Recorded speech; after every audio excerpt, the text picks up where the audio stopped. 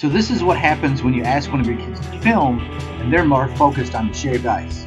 We're at Ululani's for Shave Ice, and it was voted #1 on Maui by multiple sources. And they were right. Do yourself a favor, and if you ever make it to Maui, go to Ululani's, get a Shave Ice with ice cream on the bottom and the snow cap on the top. You'll thank me.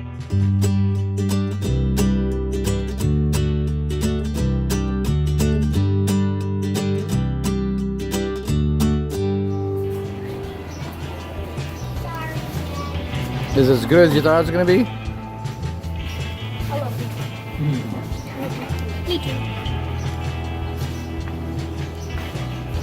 Tell me, Nick, what do you think?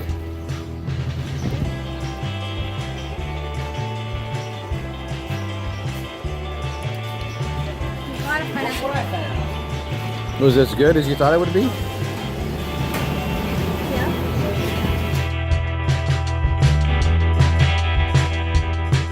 This was so good when we tried the boys that we had to get our own. And it is really, really, really good.